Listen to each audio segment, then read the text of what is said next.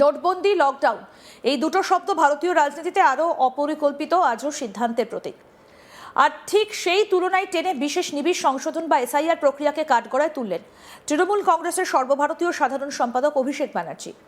মঙ্গলবার দিল্লির চাণক্যপুরের বঙ্গভবনে সাংবাদিক বৈঠক করে তিনি স্পষ্ট ভাষায় অভিযোগ করলেন, বাংলার ভোটার তালিকা থেকে পরিকল্পিতভাবে নাম বাদ দেবার জন্য নতুন নতুন নিয়ম তৈরি করছে নির্বাচন কমিশন, আর সেই কাজে ব্যবহার করা হচ্ছে তথাকথিত মাইক্রো অবজারভার।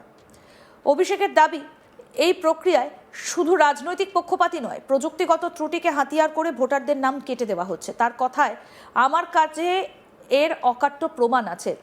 সাংবাদিক বৈঠকের শুরুতেই অভিষেক ব্যানার্জি স্পষ্ট করে দেন, তৃণমূল কংগ্রেস বা পশ্চিমবঙ্গ সরকার বিশেষ নিবিড় সংশোধনের বিরোধী নয়, বরং ভোটার তালিকা স্বচ্ছ এবং নির্ভুল হওয়াই তাদেরও লক্ষ্য। তবে প্রশ্ন উঠছে পদ্ধতি ও সময় নির্বাচন নিয়ে। অভিষেক বলেন, আমরা এসআইআর এর বিরুদ্ধে নই, আমরা এই অপরিকল্পিতভাবে এসআইআর এর বিরুদ্ধে। এটা যদি করারই ছিল, তাহলে 2024 জুন থেকে কাজ শুরু করলেন না কেন? তখন তো কোনো নির্বাচন ছিল না, সময় নিয়ে একটা অ্যাপ বানিয়ে পরিকল্পনা করে কাজটা করা যেত। তার অভিযোগ, কমিশন হঠাৎ করে 2025 সেপ্টেম্বর মাসে নোটিফিকেশন জারি করে এবং তারও পরে ফর্ম দেওয়া হয়। ফলে সাধারণ মানুষ, বিশেষ করে প্রান্তিক ও পরিযায়ী ভোটাররা বিভ্রান্ত হচ্ছেন। অভিষেক ব্যানার্জির বক্তব্যে বারবার উঠে এসেছে একটা শব্দ, টার্গেট। তার দাবি, যে নিয়ম বাংলায় চাপিয়ে দেওয়া হচ্ছে তা দেশের অন্য রাজ্যগুলিতে প্রয়োগ করা হচ্ছে না। তিনি আরও বলেন, বাংলায় যে রুল রয়েছে তা অন্য 11টা জায়গায় যেখানে এসআইআর চলছে সেখানে নেই। শুধু বাংলার জন্য আলাদা করে শতাধিক মাইক্রো অবজারভার নিয়োগ করা হয়েছে। এই বক্তব্যের মাধ্যমে তিনি কমিশনের নিরপেক্ষতা নিয়েই প্রশ্ন তুলেছেন। তৃণমূলের অভিযোগ, রাজনৈতিক কারণে বাংলাকেই পরীক্ষাগার হিসেবে ব্যবহার করা হচ্ছে। অভিষেক ব্যানার্জির অভিযোগের কেন্দ্রে রয়েছে মাইক্রো অবজারভার। তার বক্তব্য অনুযায়ী, এসআইআর নোটিফিকেশনে স্পষ্ট করে বলা ছিল যে ইলেকটোরাল রেজিস্ট্রেশন অফিসার বা ইআরওই হবে চূড়ান্ত কর্তৃপক্ষ। তার প্রশ্ন, তাহলে মাইক্রো অবজারভার এলো কোথা থেকে? তিনি দাবি করেন, কাগজে কলমে বলা হচ্ছে মাইক্রো অবজারভাররা শুধুমাত্র ইআরওদের কাজ পর্যবেক্ষণ করবেন, কিন্তু বাস্তবে হচ্ছে ঠিক উল্টোটা। অভিষেকের অভিযোগ, এখন ইআরওদের বসিয়ে মাইক্রো অবজারভাররা ব্যাক এন্ডে লগ ইন করছেন, নিজেদের ইচ্ছে মতো কাজ করছেন, কেস ডিসমিস করে দিচ্ছেন। এই অভিযোগ অত্যন্ত গুরুতর বলে মনে করছেন রাজনৈতিক বিশ্লেষকরা, কারণ এতে ভোটার তালিকা সংশোধনের সাংবিধানিক কাঠামোই প্রশ্নের মুখে পড়ছে। সবথেকে বিস্ফোরক অংশটি আসে তখনই যখন অভিষেক ব্যানার্জি কমিশনের প্রযুক্তিগত ব্যবস্থার একটা নির্দিষ্ট ত্রুটি ব্যাখ্যা করে দেখান। অভিষেক বলেন, সাংবাদিকরা যদি খুঁজে দেখেন তাহলে দেখবেন মাইক্রো অবজারভার অবজারভেশন আর রোল অবজারভার অবজারভেশনের জন্য পোর্টালে আলাদা কলাম রয়েছে। অভিষেকের ব্যাখ্যা অনুযায়ী, যদি কোনো ক্ষেত্রে মাইক্রো অবজারভারের পর্যবেক্ষণ ইআরওর সঙ্গে না মেলে, তাহলে ইআরওর সামনে একটা আলাদা পেজ খুলে যায়। সেখানে দুটো অপশন থাকে, 1 আমি মাইক্রো অবজারভারের সঙ্গে সহমত, 2 আমি মাইক্রো অবজারভারের সঙ্গে সহমত নই। এখানেই রয়েছে সবথেকে বড় বিপদ, দাবি অভিষেকের। তিনি বলেন, যদি কেউ মাইক্রো অবজারভারের সঙ্গে সহমত নই এই অপশানে ক্লিক করেন তাহলে কেস ক্লোজ হয়ে যাচ্ছে, কিন্তু যদি কেউ ভুল করে দ্বিতীয় বক্সে ক্লিক করে ফেলেন তাহলে ওই ভোটারের নাম আপনা আপনি ডিলিট হয়ে যাচ্ছে।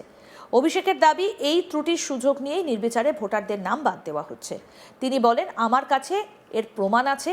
এই প্রযুক্তিগত ব্যাখ্যার পর রাজনৈতিক মহলে প্রশ্ন উঠছে, এটা কি নিছকই সফটওয়্যার ডিজাইনের ভুল, নাকি পরিকল্পিতভাবে এমন ব্যবস্থা রাখা হয়েছে যাতে নাম কাটা সহজ হয়? কি বলেছেন অভিষেক ব্যানার্জি, শুনবো। We are against the botched up SIR procedure. We are against this unplanned mechanism and exercise. जैसे आपने नोटबंदी किया, भाई कोई प्लानिंग ही नहीं। आज मुझे मन में ख्याल आया, आज से लॉकडाउन है, रात को लॉकडाउन घोषणा कर दिया।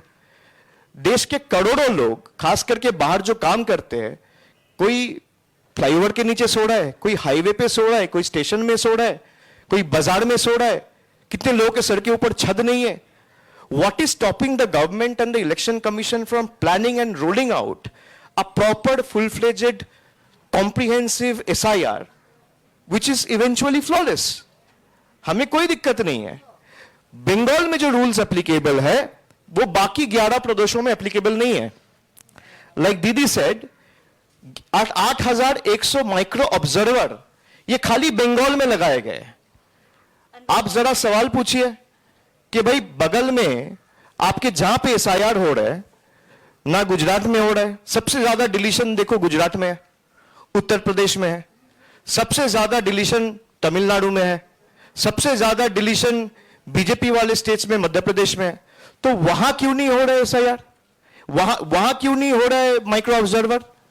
वहां क्यों नहीं हो रहे रोल ऑब्जर्वर्स? एसआईआर का जो नोटिफिकेशन है 27 तारीख का, उसमें .5A, .5B है, जहां पे साफ लिखा गया है the ERO are the final authority, they are quasi judicial authorities.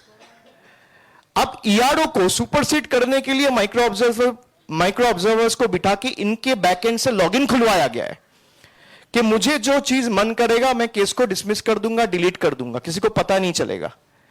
आप अगर थोड़ा बहुत, जो पत्रकार यहां बैठे हैं, थोड़ा बहुत इन्वेस्टिगेटिव जर्नलिज्म में जाएंगे तो देखेंगे ईसीआई नेट वाले जो वेबसाइट है उसमें 2 अलग कॉलम डाल दिया गया है।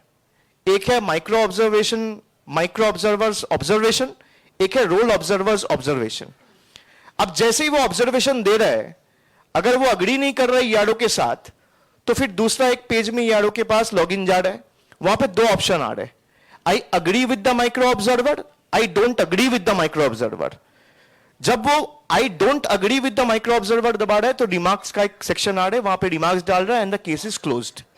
Now if he mistakenly clicks into the tab which says I agree with the micro observer, your names are automatically getting deleted, which is completely detrimental to the essence of the very exercise that is being conducted on the ground.